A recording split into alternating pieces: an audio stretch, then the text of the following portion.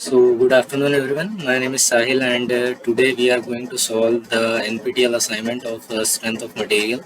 This is assignment number one. So, it would be helpful for those students who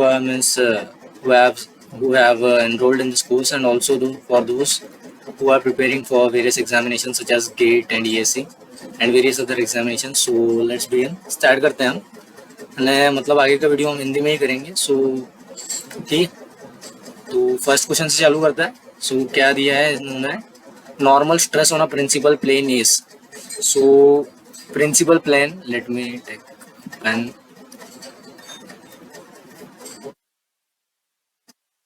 okay, so suppose let me increase the thickness. Okay, so suppose ये plane है और इस पर stresses act कर रहे हैं, means okay, let's say like this. तो ऐसे किसी प्लेन को हम प्रिंसिपल स्ट्रेसेस बोलेंगे जहां पर सिर्फ नॉर्मल स्ट्रेसेस है और शेयर स्ट्रेसेस नहीं है. ठीक है, तो ये क्या हो गया, प्रिंसिपल प्लेन हो गया. ठीक है, तो उन्होंने क्या बोला है, नॉर्मल स्ट्रेस की वैल्यू प्रिंसिपल प्लेन पर क्या होगी, मैक्सिमम होगी, मिनिमम होगी, जीरो होगी, या आइदर मैक्सिमम और मिनिमम होगी. तो प्रिंसिपल प्लेन है तो एटलीस्ट दोनों में से एक तो वैल्यू होगी ही. मतलब ऐसा तो नहीं होगा कि कंप्लीटली जीरो हो जाएगा. मतलब या तो सिग्मा वन होगा या तो सिग्मा टू होगा. मतलब अगर सिग्मा टू जीरो होगा तो सिग्मा वन होगा, सिग्मा वन जीरो होगा तो सिग्मा टू होगा, या तो दोनों के दोनों एक साथ होंगे. ठीक है, तो जब दोनों के दोनों एक साथ है तो दोनों में से या तो एक मैक्सिमम होगा और दूसरा मिनिमम होगा, या तो दूसरा मैक्सिमम होगा या पहला मिनिमम होगा. ठीक है, तो हमारे इसका आंसर क्या होगा कि normal stress on a principal plane is either maximum और मिनिमम.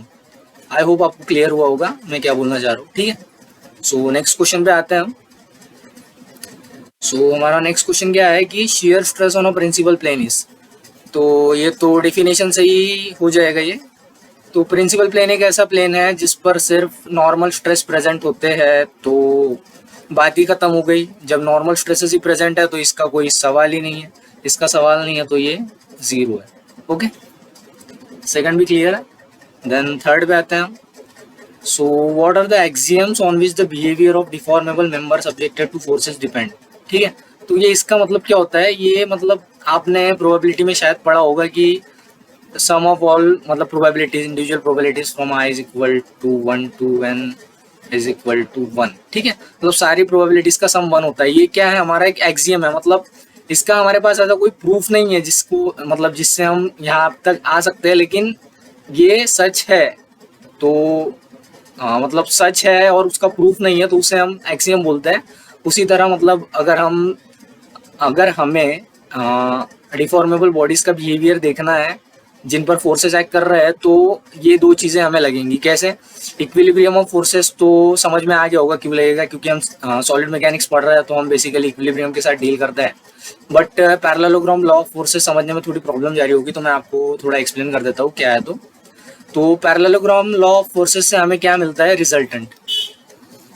मतलब सपोज कीजिए दो फोर्सेस है तो उसका एक रिजल्टेंट होगा. तीन फोर्सेस है तो फिर पहले दो का रिजल्टेंट निकालेंगे, फिर दूसरे और तीसरे फोर्स को इंडिविजुअल कंसीडर करके उसका रिजल्टेंट निकालेंगे. तो मतलब ऐसे करते करते जाएंगे तो हमें फाइनली जो रिजल्टेंट फोर्स एक्ट कर रही है सिस्टम ऑफ फोर्सेस का बॉडी पर, वो हमें रिजल्टेंट मिल जाएगा. तो इससे हमें बेसिकली क्या मिलता है, रिजल्टेंट. और इक्विलिब्रियम ऑफ फोर्सेस वाले इक्वेशन में क्या होता है, summation F net is equal to zero. और नेट फोर्स किसके बराबर होता है, रिजल्टेंट के बराबर. ठीक है ना, ये तो क्लियर है आपको. तो जब नेट फोर्स रिजल्टेंट के बराबर होता है तो हमें रिजल्टेंट निकालना जरूरी है. और रिजल्टेंट हम किससे निकालते हैं, पैरेललोग्राम लॉ ऑफ फोर्सेस. सो ठीक है, तो इससे रिजल्टेंट मिलता है और इससे गवर्निंग इक्वेशन मिलता है. तो ये दोनों ही हमारे लिए ज़रूरी है while dealing with the deformable member subjected to system of forces. Okay, so I hope ये भी आपको क्लियर हुआ होगा. तो C is the correct answer for it. Let's move toward next question. So next question is which of the following is a correct statement? Plane of maximum shear stress are free from normal stresses. ये तो गलत है. क्यों गलत है, because जब हम मतलब मैक्सिमम शेयर स्ट्रेस मतलब देखिए टाउ थीटा, मतलब एक कोई प्लेन स्ट्रेस है, प्लेन स्ट्रेस में है एक पॉइंट ठीक है। तो सिग्मा एक्स हो गया sigma y tau tau x Y tau x Y tau Y x, जो भी है मतलब tau x Y tau x. Okay, तो जब और किसी हमें एंगल पे थीटा निकालना है तो हम कैसे निकालते हैं, sigma x minus sigma y by 2 sine 2 theta plus tau x y cos 2 theta. ठीक है, तो ये हमारा इक्वेशन है किसी भी पॉइंट पर, मतलब किसी भी पॉइंट पर अगर एक प्लेन से दूसरे प्लेन पर हम शिफ्ट कर रहे हैं, मतलब प्लेन चेंज कर रहे हैं, तो किसी भी एक थीटा ओरिएंटेड प्लेन पर शियर स्ट्रेस की वैल्यू क्या होगी वो हमें इस इक्वेशन से मिलती है। तो हमें मैक्सिमम शियर स्ट्रेस चाहिए, तो D tau theta by D theta को 0 इक्वेट करेंगे तो हमें थीटा की कुछ वैल्यू मिलेंगी। ठीक है, थीटा स्टार से। तो ये थीटा स्टार पे क्या होगा, थीटा स्टार पे शियर स्ट्रेस मैक्सिमम होगा। ठीक है, तो शियर स्ट्रेस जब मैक्सिमम होगा तो हम हमारे पास जैसे ये टाउ थीटा का इक्वेशन है, ये कहाँ से आया, इस मतलब पॉइंट पे जब हमने इक्विलिब्रियम इक्वेशन लगाया और उसको सॉल्व किया तब हमें टाउ थीटा की वैल्यू मिली। सिमिलरली हमें सिग्मा थीटा की भी वैल्यू ऐसी ही मिल सकती है। हम इस पॉइंट पे अगर इक्विलिब्रियम इक्वेशन लगाए तो sigma x plus sigma y by 2 plus sigma x minus sigma y by 2 cos 2 theta and plus tau x y sine 2 theta. Okay, जिस तरह से हमें ये मिला है इक्विलिब्रियम इक्वेशन से उसी तरह से हमें ये भी मिल जाएगा। तो पॉइंट क्या है कि हमने इसको डिफरेंशिएट किया थीटा के रेस्पेक्ट में, हमें एक ऐसी थीटा की वैल्यू मिली जहां पर शियर स्ट्रेस मैक्सिमम है। ठीक है, वो कैसे पता चला कि हम जब इसका डबल डेरिवेटिव लेंगे और इसको यहाँ पुट करेंगे तो वो डबल डेरिवेटिव नेगेटिव आएगा, बेसिक मैथमेटिक्स है। तो वो सॉरी शियर स्ट्रेस क्या आ रहा है, मैक्सिमम आ रहा है, तो डबल डेरिवेटिव एक बार देख लेना आप डबल डेरिवेटिव क्या आता है, वो मैथमेटिक्स का है थोड़ा सा, मैं रिकॉल नहीं कर पा रहा हूँ अभी। तो डबल डेरिवेटिव की वैल्यू जो आएगी वो मैक्सिमम वाली कंडीशन को सेटिस्फाई करेगी, तो ये इस थीटा पर शियर स्ट्रेस मैक्सिमम होगा। और जब हम इस थीटा की वैल्यू यहाँ पर पुट करेंगे तो शियर स्ट्रेस की वैल्यू मतलब सिग्मा एट थीटा स्टार ये नॉन जीरो आएगा। ठीक है, तो बोलने का पॉइंट क्या था कि plane of maximum shear stress are free from normal stress, ये गलत स्टेटमेंट है क्योंकि नॉर्मल स्ट्रेस की कुछ तो भी वैल्यू आ रही है उस प्लेन पर जिस प्लेन पर शियर स्ट्रेस मैक्सिमम है। ठीक है, तो ये वाला स्टेटमेंट तो रॉन्ग है। और principal planes are free from normal stresses, तो ये भी गलत स्टेटमेंट है। ऊपर ही हमने देख लिया ऊपर वाले क्वेश्चंस में कि प्रिंसिपल स्ट्रेस पर नॉर्मल स्ट्रेसेस ही होती है, अगर नॉर्मल स्ट्रेसेस ही नहीं रहेगी तो किस बात का प्रिंसिपल प्लेन। ओके, और ये दोनों गलत है तो ये तो गलत ही है, तो फिर सही कौन सा है, डी। ओके, आई होप समझ में आया होगा आपको। नेक्स्ट क्वेश्चन पे आते हैं। सो फिफ्थ क्वेश्चन क्या है, एक एक्सियल फोर्स है जिसका मैग्नीट्यूड है 90 किलो न्यूटन और वो किस पर लग रहा है, एक सिलेंड्रिकल शाफ्ट है, सॉलिड सिलेंड्रिकल शाफ्ट, उस पर एक्सियल फोर्स लग रहा है P। ओके, एंड शाफ्ट का डाया दिया है 40 mm। नॉर्मल स्ट्रेस निकालना है तो सिंपल डेफिनेशन यूज करनी है, normal stress is equal to normal load divide by resisting area. या रेजिस्टिंग एरिया क्या होगा, पूरा उसका cross sectional area is resisting area और load is 90 kilo newton. Uniformly apply किया है तो कोई प्रॉब्लम नहीं है। ठीक है, नहीं तो ये ऐसा रहता है sigma d a is equal to p. अभी लोड यूनिफॉर्मली अप्लाई किया है तो स्ट्रेस भी यूनिफॉर्म जनरेट होंगे, तो सिग्मा बाहर आ जाएगा, integral d a is equal to p. Okay, और सिग्मा इंटू ए मतलब डी का इंटीग्रल यही होगा ना, यहाँ पर यूनिफॉर्मली क्रॉस सेक्शन एरिया है तो ये पी, तो sigma is equal to p by a. I hope आपको क्लियर हुआ होगा। अगर स्ट्रेसेस नॉन यूनिफॉर्म होती तो हमें इस तरह से करना पड़ता, बट स्ट्रेसेस यूनिफॉर्म है तो हम सीधा ही करेंगे, load divide by resisting area. Resisting area की वैल्यू आएगी पाई बाय 4 इंटू, हाँ यहाँ पर एक और पॉइंट है जो आपको ध्यान में रखना है, ये क्या कर रहे हैं हम, sigma is equal to p is 19 to 10 का पावर 3। मैंने लोड किस में रखा, न्यूटन में रखा, और एरिया किस में रखा, mm स्क्वायर में रखा। तो हमारा स्ट्रेस किस में आया, सिग्मा की वैल्यू आई न्यूटन पर mm स्क्वायर, और 1 mm क्या होता है 10 का पावर -3 मीटर, मतलब 1 न्यूटन पर mm स्क्वायर क्या हो जाएगा 10 का पावर 6 न्यूटन पर mm स्क्वायर, न्यूटन पर मीटर स्क्वायर सॉरी।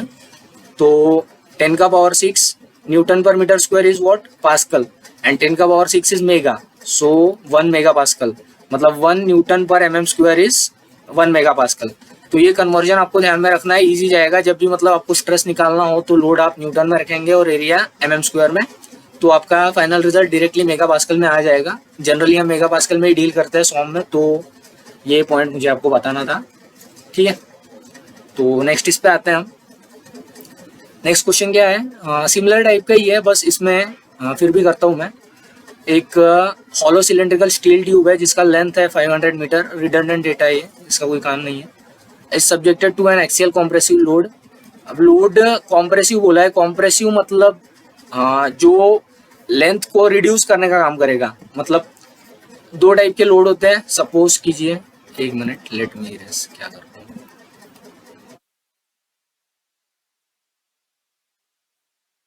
हाँ, तो मैं क्या कहा था कि दो टाइप के लोड होते हैं, एक कुछ इस तरह का लोड बॉडी को क्या करता है, बॉडी की लेंथ बढ़ाने की कोशिश करता है। मतलब एक तरह से जो फाइबर्स होते हैं बॉडी के उनमें टेंशन इंड्यूस करने की कोशिश करता है, तो इसे हम टेंशन बोलते हैं या टेंसाइल लोड बोलते हैं।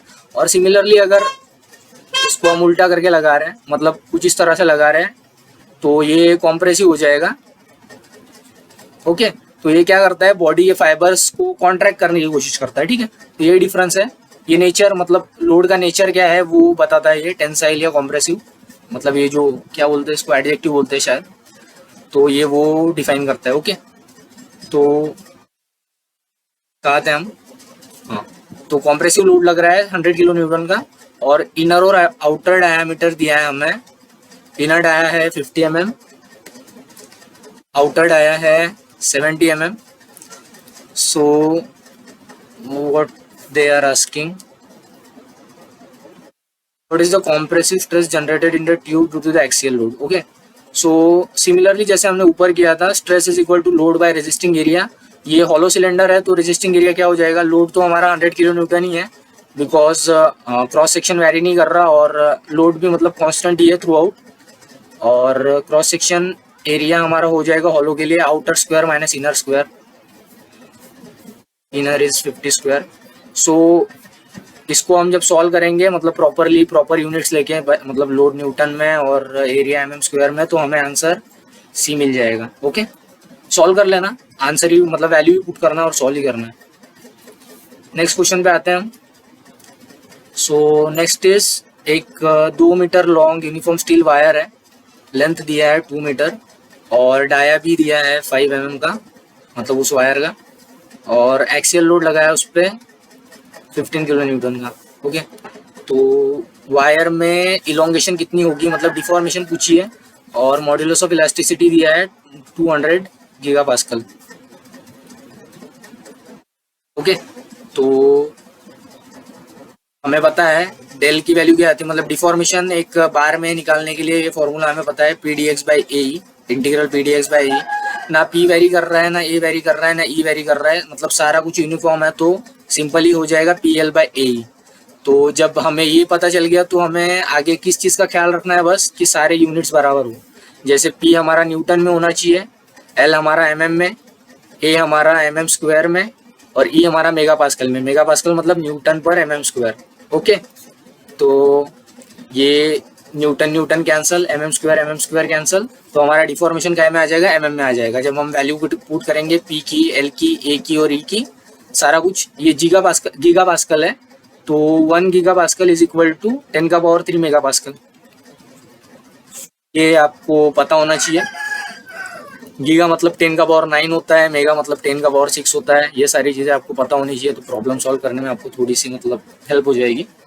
तो ये वैल्यू रखने के बाद यहाँ का आंसर आ जाएगा बी, सॉल्व कर लेना, आंसर आ जाएगा। प्रोसीजर आपको मैंने बता दी है, ठीक है। तो नेक्स्ट क्वेश्चन पे आते हैं। नेक्स्ट क्वेश्चन कुछ इस तरह है कि axial strain in aluminium rod due to applied forces, strain दिया है हमें 10⁻³ mm पर, नहीं मीटर पर मीटर, और रॉड की लेंथ भी दी है हमें 400 mm लॉन्ग, एंड रॉड का डाया है 12 mm।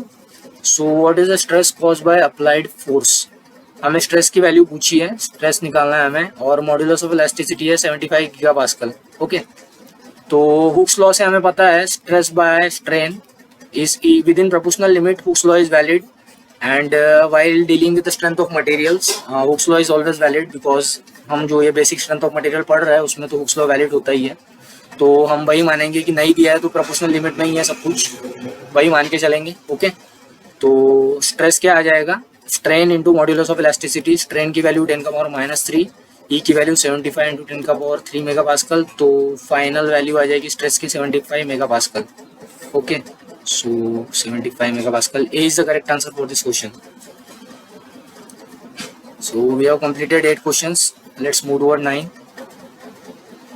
So this is a little typical one.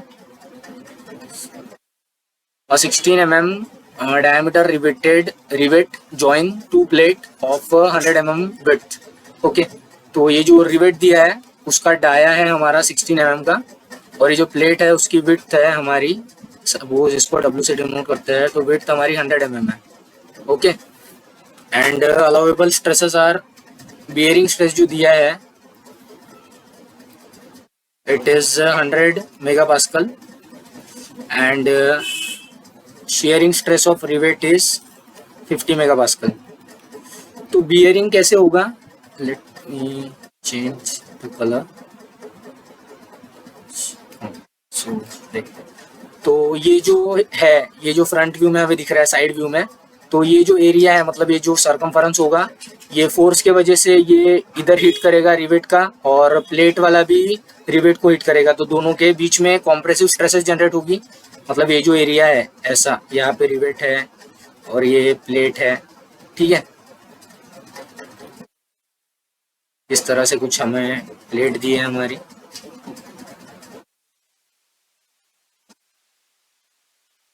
तो यहाँ पे रिवेट है हमारा, तो जब हम इस इधर लोड लगाएंगे तो ये प्लेट आगे की तरफ जाने की कोशिश करेगा, तो ये वाला एरिया इधर इस पे कॉम्प्रेसिव स्ट्रेसेस लगाएगा, और ये जो नीचे वाला है वो नीचे वाले पे लगाएगा. तो वो जो कॉम्प्रेसिव स्ट्रेसेस जनरेट हो रही है तो उसी को हम बियरिंग स्ट्रेस बोलते हैं.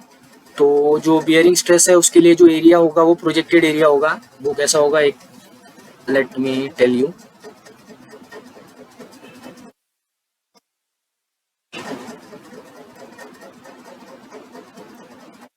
तो ये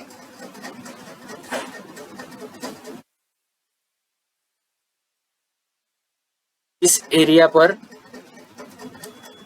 स्ट्रेसेस लगा रहे हैं, तो इसका प्रोजेक्टेड एरिया क्या होगा, ये जो थिकनेस है T मल्टीप्लाइड बाय जो रिवेट का डाया है D, ये होगा प्रोजेक्टेड एरिया. तो बियरिंग स्ट्रेस कैसे निकालेंगे हम, P बाय प्रोजेक्टेड एरिया, मतलब बियरिंग एरिया, तो वो क्या हो जाएगा DT. ओके. तो यहाँ से हमें बियरिंग स्ट्रेस मिल गई. और शियर स्ट्रेस कहाँ लगेगी, ये जो एरिया है रिवेट का, ये इसको इधर खींच रहा है, ये इसको इधर खींच रहा है, तो बीच में यहाँ पे शेयरिंग होने की टेंडेंसी है. शेयरिंग होने की टेंडेंसी है, तो ये जो क्रॉस सेक्शन है टॉप व्यू में जो हमें दिख रहा है, ये वाला एरिया पे शेयर होगा. तो shear stress is equal to load by area, जहाँ पर शेयर स्ट्रेस मतलब जनरेट हो रही है रेजिस्टिंग. तो हमें P की वैल्यू पता नहीं है, और क्वेश्चन में हमें क्या डिटरमाइन करना है, minimum thickness of each plate and maximum average tensile stress in a plate. तो मिनिमम थिकनेस निकालने के लिए हम क्या करेंगे, ये P और ये P को इक्वेट कर देंगे. तो tau S into π/4 d² is equal to sigma B into dt. तो ये जो इक्वेशन आया है इससे हमें इसमें सिग्मा भी मालूम है, टाउ एस मालूम है, D मालूम है, D इधर भी मालूम है, तो T की वैल्यू मिल जाएगी. तो T की वैल्यू हमारी आती है 6.28 mm, सॉल्व करेंगे तो आ जाएगी. और जब T की वैल्यू आ गई तो T इसमें पुट कर देंगे हम, इसमें पुट करेंगे तो P की वैल्यू आ जाएगी. Okay. No wait a minute. क्या करके देखिएगा आप कि इसमें T की वैल्यू पुट करने के बाद P की कितनी वैल्यू आती है वो देखिए ना, वो देख लेना, और बाद में इसमें रखने के बाद P की कितनी वैल्यू आती है वो देखना, और दोनों में से जो मिनिमम आएगी वो वाली वैल्यू यूज करके हमें एवरेज टेंसाइल स्ट्रेसेस निकालने हैं. क्यों मिनिमम, क्योंकि अगर आई थिंक ये दोनों बराबर ही आएंगे, आप इसको सॉल्व कर लेंगे तो ये दोनों P की वैल्यू बराबर आ जाएंगे. एक बार सॉल्व करके देख लेना, अदरवाइज कमेंट करके बता देना. तो maximum average tensile stress in a plate, so tensile stress plate में जनरेट होंगी, तो मतलब ये जो एरिया है ये रेजिस्ट कर रहा है इस लोड को, प्लेट का जो एरिया है. तो tensile stresses sigma T is equal to P by what is this area, this is width multiplied by thickness. Okay. So width is given to us, thickness we have calculated, and load also we have calculated using this condition. सो हमें सब कुछ मालूम है, तो उससे हमें tensile stress मिल जाएगी, tensile stress मिल जाएगी प्लेट में। तो C is the correct answer for it. This one is also solve. Next one, तो इसमें क्या करना है, determine the resisting shear stress in the rivet. Resisting shear stress निकालनी है रिवेट्स में। यहाँ पर दो रिवेट्स हैं, ओके, और लोड कितना अप्लाई, पी की वैल्यू क्या है, पी की वैल्यू है 25 किलो न्यूटन, और रिवेट का डाया है 16 mm, ओके। तो यहाँ पर रेजिस्टिंग शियर स्ट्रेस निकालनी है, तो हम एफ बी डी ले लेते हैं इतनी पोर्शन की। हम ऊपर वाला भी ले सकते हैं, मैं आपको बताता हूँ। तो जब हम ये पोर्शन की एफ बी डी ले लेंगे 2p, और यहाँ पर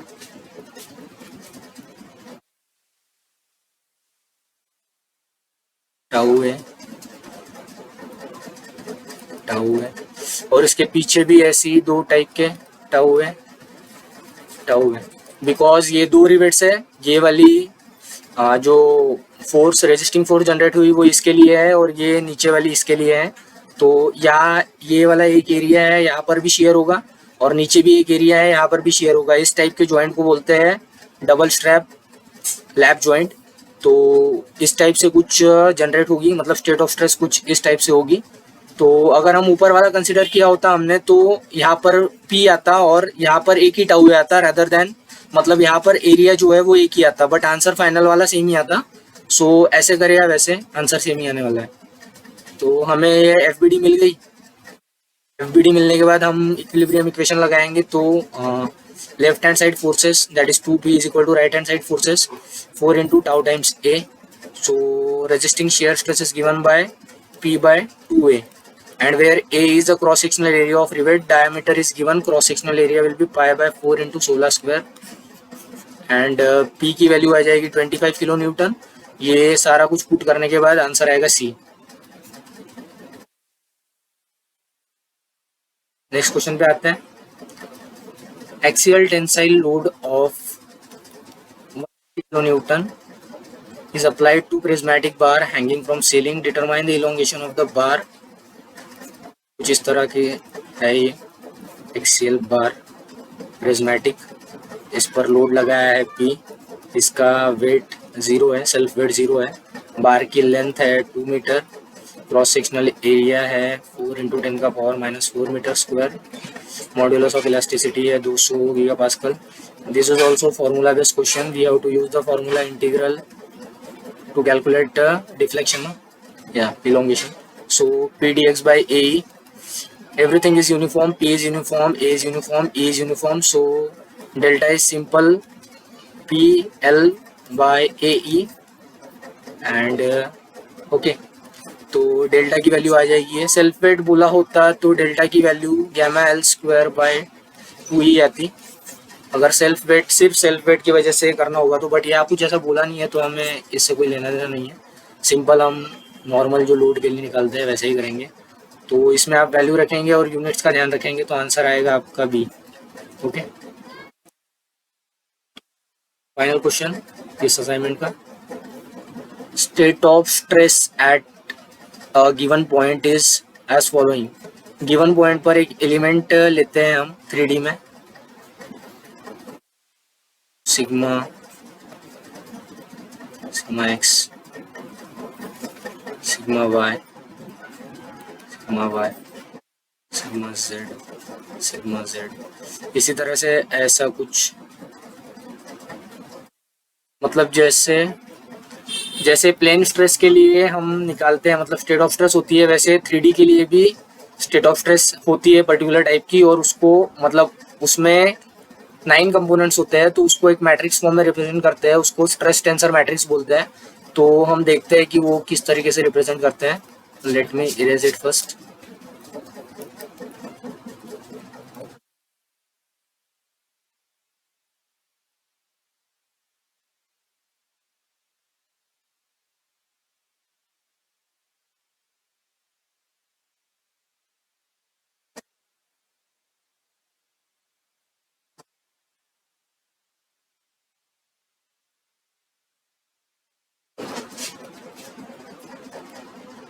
तो स्ट्रेस टेंसर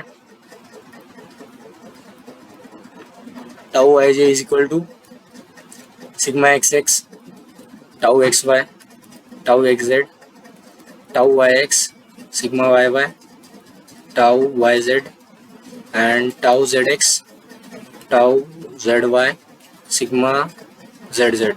ओके, तो ये जो सिग्मा है मतलब ये जो डायगोनल एलिमेंट है वो नॉर्मल स्ट्रेस रिप्रेजेंट कर रहा है और ये जो ऑफ डायगोनल एलिमेंट्स है वो शेयर स्ट्रेस रिप्रेजेंट कर रहा है। तो मैथमेटिक्स आपने पढ़ा होगा तो ये आपको कुछ सिमेट्रिक मैट्रिक्स की तरह दिख रहा होगा। तो स्ट्रेस टेंसर जो मैट्रिक्स होता है वो ऑलवेज सिमेट्रिक होता है, मतलब टाउ एक्स वाई और टाउ वाई एक्स दोनों सेम होते हैं। ये कहाँ से आता है? ये मोमेंट इक्विलिब्रियम इक्वेशन सॉल्व करने के बाद हमें ये कंडीशन मिलती है। ठीक है, ये ऐसी मतलब इस क्वेश्चन से इसका कोई लेना देना नहीं है, ऐसे ही बता रहा था।